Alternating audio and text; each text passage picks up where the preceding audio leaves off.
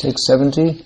Chitena hridayang chaitya kshetragya pravishadhyata virat tadaiva purusha salilad udatishthatha. However, when the inner controller, the deity presiding over consciousness, entered the heart with reason, at that very moment the cosmic being arose from the causal waters. Text 71. Yatha prasuptang purushang pranindriya manodhyaha prabhavanti vinayena nothapayitum ojasa. Translation: when a man is sleeping, all his material assets, namely the vital energy, the senses for recording knowledge, the senses for working, the mind and the intelligence cannot arouse him. He can be aroused only when the Supersoul helps him. Purport: the explanation of Sankhya philosophy is described here in detail in the sense that the Virata Purusha, or the universal form of the Supreme Personality of Godhead, is the original source of all the various sense organs and their presiding deities.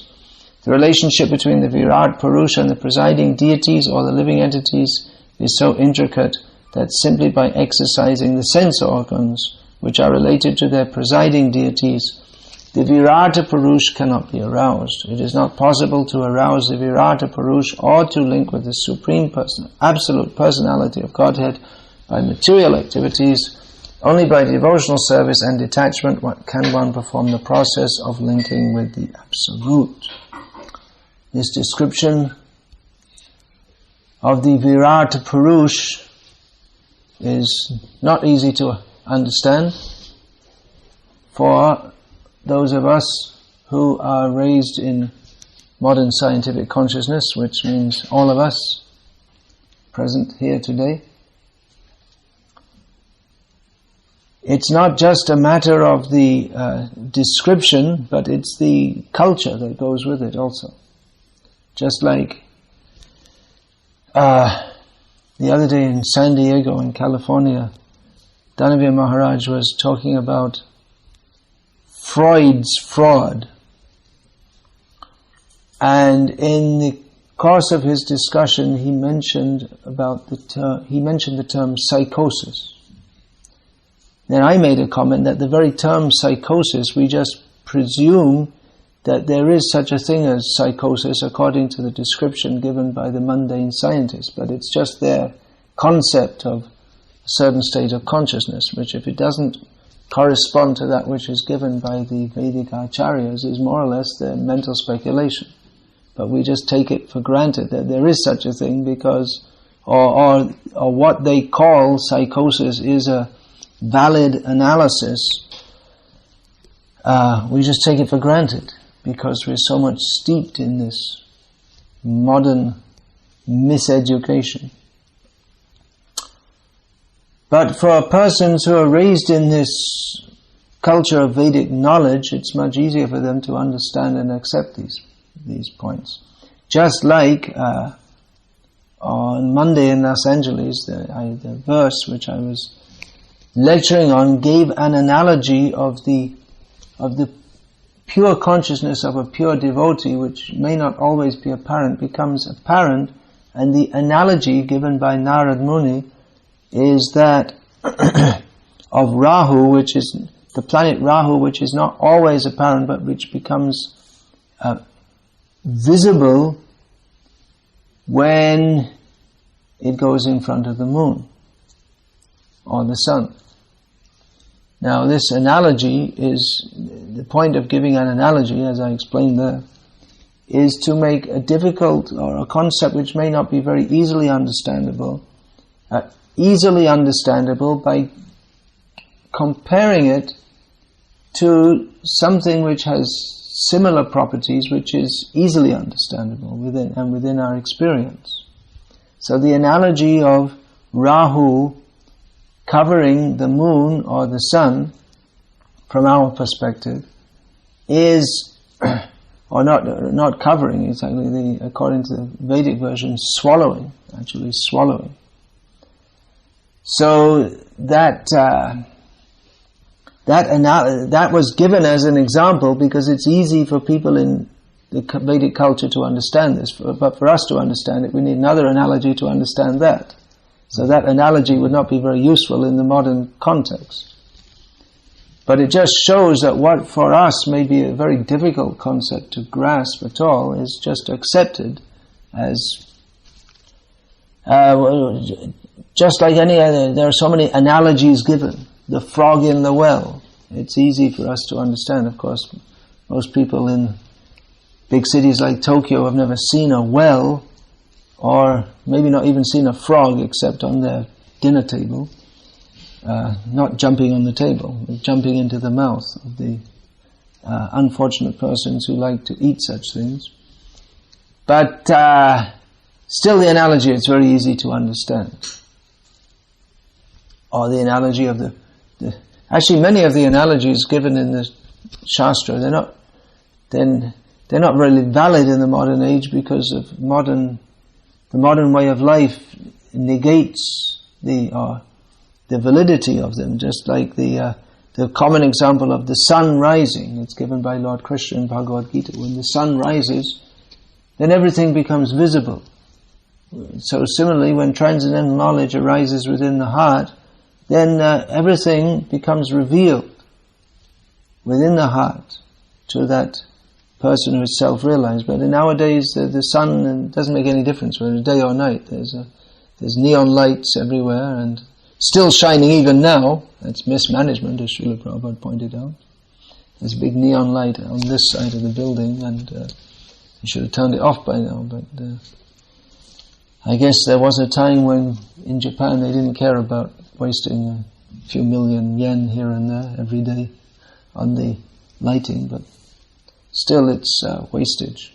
Anyway, the point is that this Virata Purush is not very easy to understand. Srila Prabhupada, in his purports here, without getting very deeply into trying to help us to understand all the intricacies of this, he brings it to the actual point, which is that Srila Prabhupada writes that it is not possible to arouse the Virat Purush or to link with the Supreme Absolute Personality of Godhead by material activities. Only by devotional service and detachment can one perform the process of linking with the Absolute, which is the point which is made directly in the next verse itself, that Krishna cannot be understood by any material means. So even to understand the Virat Purush, who is described as the form of the Lord which is imagined within material nature. So even that which is that form, well, the Virat Purush is described like that, and also sometimes here in this particular description is described as the actually the very form of the Lord himself directly. So whichever way it's taken, one cannot understand this simply by the Sankhya method, or literally Sankhya means counting, so simply by counting or simply by analysis one cannot understand Krishna. There has to be bhakti, there has to be detachment from this material world. Then one can begin to see things as they are. It's not. There are two kinds of Sankhya philosophy which are very similar. The one is the Sankhya philosophy of Devahuti Putra Kapila, the Supreme Lord, in which he analyzes everything. He gives an analysis of material nature and gives the conclusion that behind material nature, the source of material nature, the controller of material nature, and the very goal of those within material nature is the Supreme Personality of Godhead. Whereas the Nirishva Kapila, he doesn't accept that there's any ultimate supreme controller. He's an atheist. So although the two philosophies are very similar, but the conclusion is quite different, and the result of being a mundane scientist is that one gets an opportunity to study all the various species of life firsthand. In other words, he becomes a dog, a frog, a cat, a butterfly, and everything else. And instead of just having to analyze them, he has first-hand experience of what it means to be in these bodies. And the result of following the process given by the Supreme Lord, the actual Sankhya philosophy, the complete and perfect Sankhya philosophy, is that one can get out of this material nature and not have to take birth as a butterfly, a rat, a cat, or a chimpanzee, or anything else within this material world, which is a much better prospect if anyone's a little bit actually intelligent. And that's the problem with the non-devotees. Although they're very intelligent in many ways, Japanese people are supposed to be very intelligent in many ways, but they're damn stupid in the most important way, which is not to condemn Japanese people. They're not the only people who are damn stupid. It's also the Chinese and the Koreans and the Americans and the British and everyone else, because everyone is trying to be happy in this material world, which is a stupid thing to do. So to apply one's intelligence to do something stupid is stupid, however intelligent it may be. So that is the condition in the material world. And the devotees, although they may not appear to be very intelligent or organized or together, as the saying goes, but they are the most intelligent because they've understood what the actual purpose of life is. And although they may or may not be very materially competent, whether or not one is materially competent is not a measure of one's devotional advancement. But even if they're not materially competent, that is no hindrance in their march toward the kingdom of God, because advancement in Krishna consciousness does not depend on anything material. Rather, it depends upon one's complete absorption in spiritual knowledge and devotional service to Krishna. So this is the point that Srila Prabhupada is emphasizing here, which is actually the only reason for studying the material world at all. There's no real need to study it, to study the various species of butterflies and the various energies that are acting. But there's no need to understand it. Of course, we can say there's a temporal need. That, for instance, if one has to go from Tokyo to Osaka, it would be useful to understand something about the various means of going. If one has no idea how to go, then it would be useful to consult a timetable of a train or whatever. That's usually the way to go, isn't it? By train. People usually go by train, is it? So if one is completely without knowledge, of course if one is so completely without knowledge he has no idea to go, he probably wouldn't be going anyway. That's maybe too simple an example. But if one has to do something, just like someone is asked to please make some chapatis, and they have no idea how to make chapatis. They may have seen chapatis, but what is a chapati? How to make it? Well, it seems simple, but actually one has to be taught personally how to do it. You can't do it just from a recipe book. You'll get it wrong. So it's a material art how to make chapatis, unless it's done for Krishna. That's the whole point. But it requires some training to do that. So while living in this world, there are certain things that we need to know, but to concentrate on the material world as if it's the only thing that's worth knowing, when in fact it's only peripherally worth knowing at all, is the mistake of materialists. And that's why they're called materialists, because they're interested in this material world, and they think that this material world is all in all, and this is the place to be happy, and any obstacles in our happiness, well, we have to do some research to overcome that. One major obstacle is death, and they didn't get any closer to solving the problem of death than than they were 2,000 years ago or 3,000 years ago. They may delay it, or they may apparently stop death by various causes, just like they're trying to find a cure for AIDS, and the idea is that people who get AIDS won't die from that, but they'll die from something else. So it's a major problem facing everyone. What is the major problem in the world today? Someone would say George Bush Jr. Other people would say it's the terrible economic crisis that is threatening the whole world. And others might say it's my wife or my husband, but that's not the whole world. They may consider it the biggest problem in their life. But actually the biggest problem is death.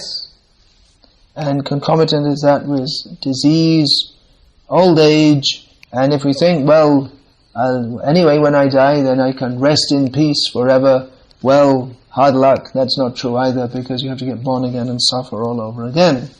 So the real problems facing everyone in this world are not an economic crisis, or even pollution, that's not the worst problem, or even the political machinations of various nasty people who occupy the seats of power in the world. The real problems are birth, death, old age and disease, and the background of that problem is forgetting Krishna.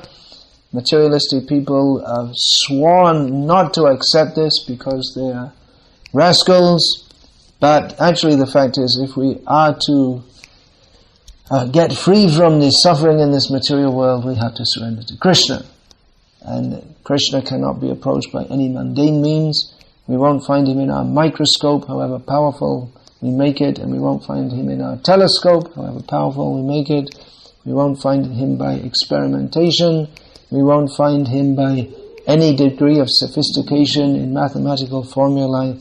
Krishna can be understood only by the process of devotional service, and that is the purport of actual Sankhya philosophy, which Srila Prabhupada is very kindly presenting herein.